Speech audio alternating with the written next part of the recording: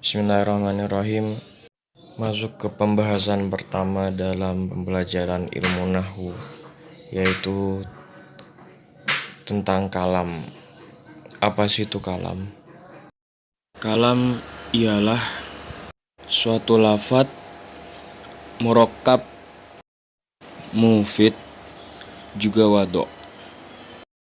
Keempat unsur ini harus terpenuhi dalam kalam. Berarti jika salah satu dari empat unsur itu tidak ada, tidak bisa dikatakan kalam.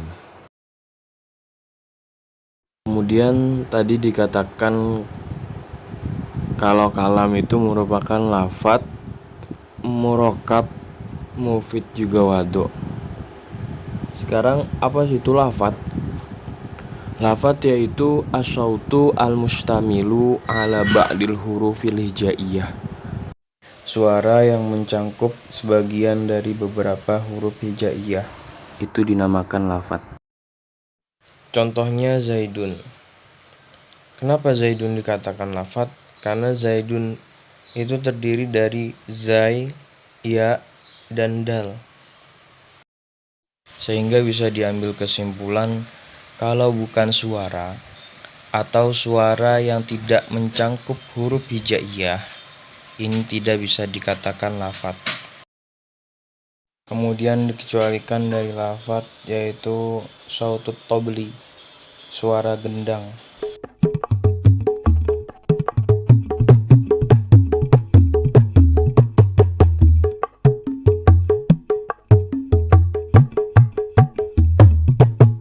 Cukup, kelamaan malah joget lagi nanti. Suara gendang bukan merupakan lafadz karena suara gendang tidak mencangkup huruf hijaiyah. Coba saja kalian tulis huruf apa saja yang keluar dari suara gendang. Selanjutnya yang dikecualikan dari lafadz yaitu isyarah.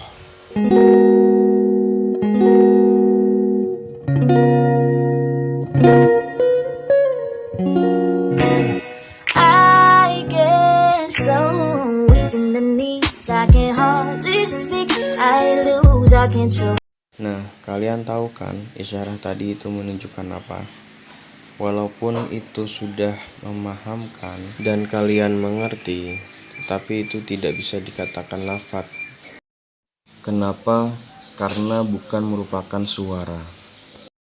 Selanjutnya yang dikecualikan dari lafadz yaitu akad, ikatan atau kontrak. Aku merindu, ku yakin kau tahu, tanpa batas waktu, ku terpaku. Stop. Jadi akad di sini tuh kayak semacam kontrak kerja. Dan terakhir yang dikecualikan dari lafadz yaitu nasab, rambu-rambu. Contoh, ini berarti menunjukkan bukan. Itu berarti menunjukkan dilarang berhenti atau stop. Contoh lagi, kalau ini bukan. Itu rambu-rambu dilarang parkir. Kalau ini apa? Iya, salah. Itu rambu-rambu dilarang putar balik. Kemudian murakkab. Apa itu murakkab? Murakkab yaitu maturakkabu min kalimataini fa aktsara. Lafadz yang tersusun dari dua kalimat atau lebih. Contoh Zaidun qaimun atau doroba Zaidun amron.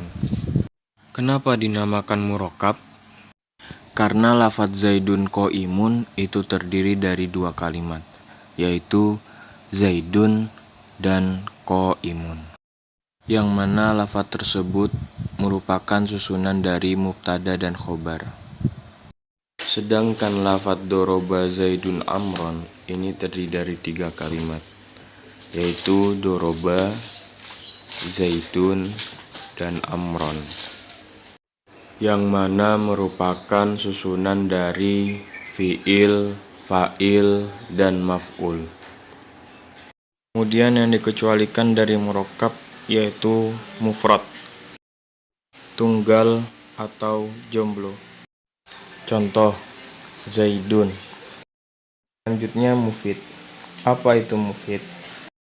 Mufid yaitu ma afada faidatan yahsunu as-sukutu 'alaiha minal mutakallimi wasami. Lafadz yang memberikan pemahaman yang mana diamnya mutakalim dan sami' dianggap baik. Maksudnya gimana? Jadi antara mutakalim dan sami' ini paham dengan perkataannya. Ciri-ciri orang paham kan diam. Ketika ditanya sudah paham, biasanya manggut-manggut. Tidak timbul pertanyaan lain. Itu indikasi dari kepahaman. Terus gimana kalau dari mutakalim? Nah, jadi kalau dari mutakalim, ketika mutakalim sudah berhenti bicara, berarti dia sudah menganggap omongannya itu sudah bisa dipahami. Tapi kalau dia bicara lagi, berarti kan itu perlu penjelasan lebih. Semisal ia ingin mengucapkan Zaid berdiri, berarti tinggal bilang koma Zaidun, gak perlu ditambahi koma Zaidun wal qiyamu laisa bijulusin. Berdiri itu bukanlah duduk, itu gak usah. Terus yang dikecualikan dari mufid yaitu kamu. Iya kamu. Kamu sulit banget dipahami. Apaan sih? Jadi yang dikecualikan dari mufid yaitu al-murakkabu ghairul mufid. Lafadz yang tersusun yang tidak memberikan kefahaman. Contoh, gulamu Zaidin. Tanpa menyandarkan sesuatu yang lain kepada lafadz tersebut. Atau contoh lain, in qoma Zaidun. Tanpa menyebutkan jawab syaratnya, maka semuanya ini tidak bisa dikatakan kalam menurut ahli nahwu. Dan terakhir yaitu wadho'. Apa itu wadho'? Menurut ulama, pengertian wadho' ini dibagi menjadi 2. Pertama, bil qasdi, yaitu sengaja. Yang kedua, bil wad'il arabi, yaitu memang berasal dari bahasa Arab. Selanjutnya yang dikecualikan dari wadho' bil qasdi yaitu wadho' ghairul maqsud, artinya perkataan yang tidak disengaja. Seperti kalamin naim wassahi, ucapannya orang yang sedang tidur atau orang yang lupa.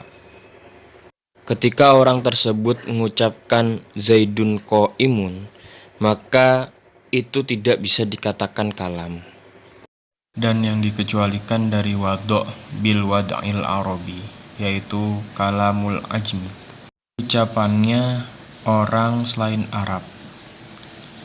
Seperti at-Turki wal barbari, ucapannya orang Turki dan barbar.